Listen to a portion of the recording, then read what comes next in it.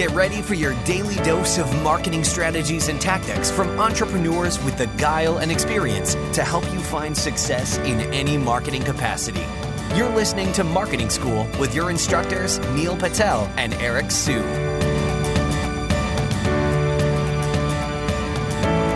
Welcome to another episode of Marketing School. I'm your host, Eric Siu. And I'm Neil Patel. And today we're going to talk about what is link building and how you can go about building great links. So I'll go ahead and kick it off a little bit and talk about what link building is. But basically, when you are looking to rank organically through search engine optimization, mainly you're optimizing for Google because Google is the biggest search engine, at least in America. Now, if you're in other countries such as Russia or China, it's a different story there. But for the sake of this conversation, we're going to be talking about Google, and Google's algorithm is based off of links. So when you want to rank highly, when people are searching for stuff, the idea is always the first 1, 2, 3 rankings.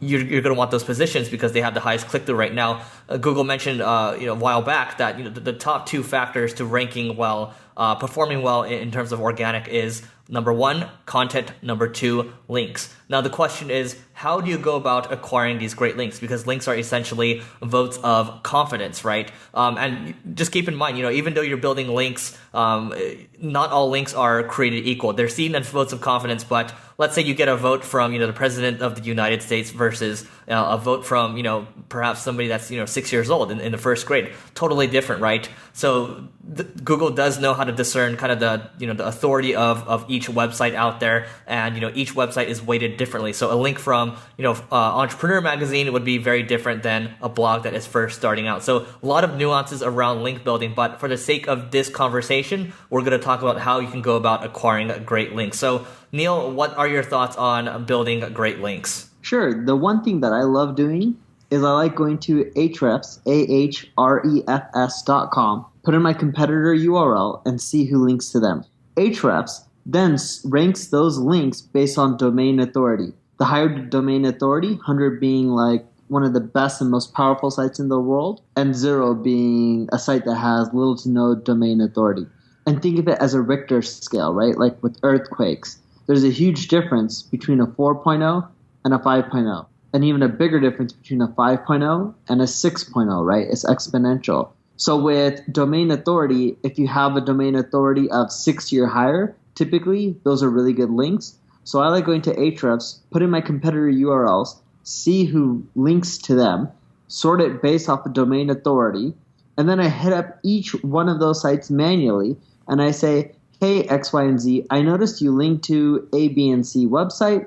I also want to let you know about our company. We offer this, that, and the other that the competition doesn't offer. I think your users will love it. Feel free to check it out. If you want to link to it, great. If not, no worries. Keep up the great work, and I love your site either way. Cheers, Neil.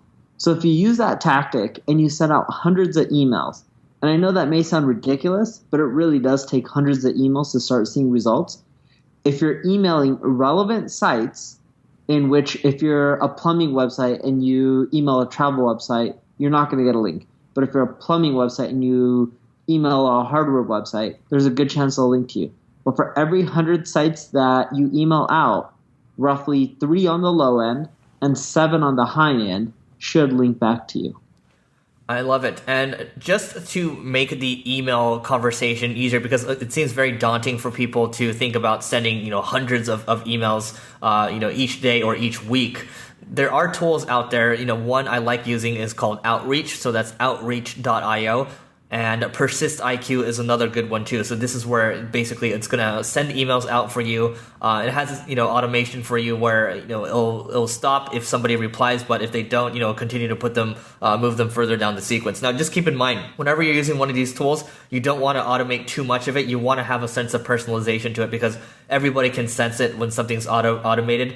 I get a ton of emails from people, and I know immediately when something's automated. So just keep that in mind. You want to have an element of personalization. And now, also, another way to acquire great links is guest posting. Now, if you follow SEO at all, you've probably heard of guest posting, but we might as well talk about it now. And guest posting is just a matter of looking for sites that are relevant to you. First of all, you don't have to aim for always the highest site. or the biggest site. You go for sites that are perhaps a little smaller, offer to contribute some content, reach out to them, say, hey, we love what you do, and we'd love to contribute something to your site. And everybody loves new content. And you ask them, hey, what do you think about this topic? And then you might even just send them the topic that you've the post that you've written already that shows that you've done the work. So ultimately, when you're reaching out to these people, you're asking for a favor, and you want to make everything easy for them to execute on. If you give them any additional work, it makes them less likely for them to put your post up there and get a link back. Now, the big thing here is this. I think for any type of link building,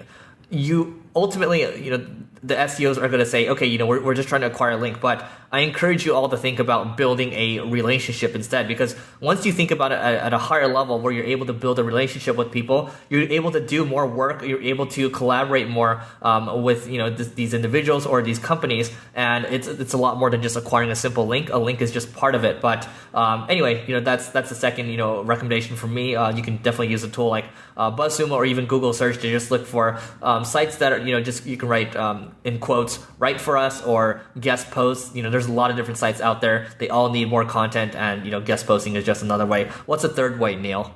Yeah, before I get into a third way, one thing about guest posting that everyone should keep in mind is if you use guest posting to manipulate Google rankings, you won't do well.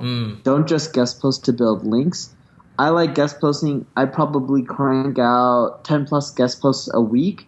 I do it to drive signups, and it's a really effective channel. I don't care what link text it is or anything like that. I guest post on relevant sites due to the fact that it helps my brand and it helps generate quite a bit of signups. So as for a third tactic, the other thing that I love doing is using broken links.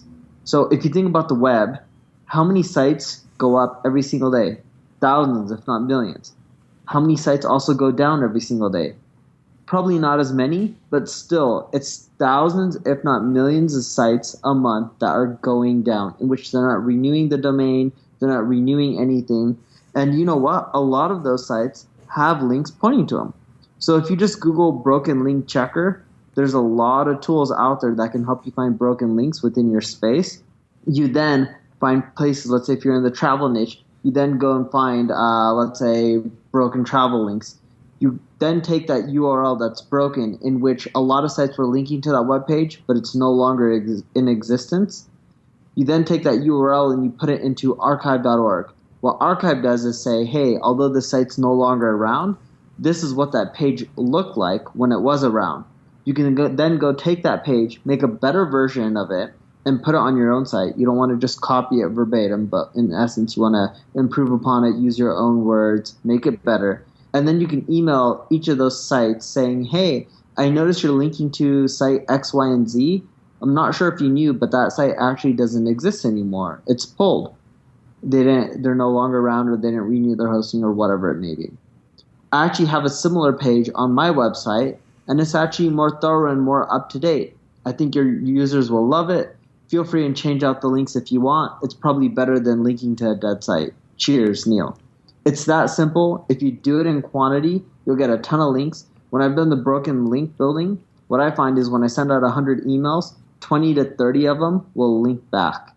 That's a 20 to 30% conversion rate, which is extremely high. So don't feel that it's. I think a lot of people tend to give up on SEO too quickly because it takes a lot of time to get it going, and it just takes time to start to see that level of success. Maybe your conversion rate starts out at 5%, you optimize the reach out template a little bit, and then it goes up to 10%, 15%, and then eventually you can get to 20 to 30% like what Neil's at right now.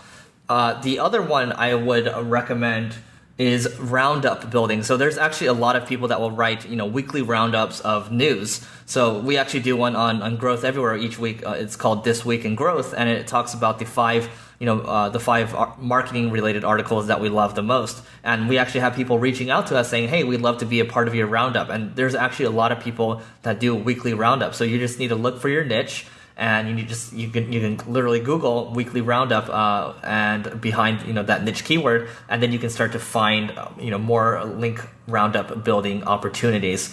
With that being said, we want to close out this episode. I think there's a lot more we can talk around links and what is link building exactly, but we'll save that for another day. So join us in the next episode of Marketing School, and we'll see you there. This session of Marketing School has come to a close. Be sure to subscribe for more daily marketing strategies and tactics to help you find the success you've always dreamed of. And don't forget to rate and review so we can continue to bring you the best daily content possible. We'll see you in class tomorrow, right here on Marketing School.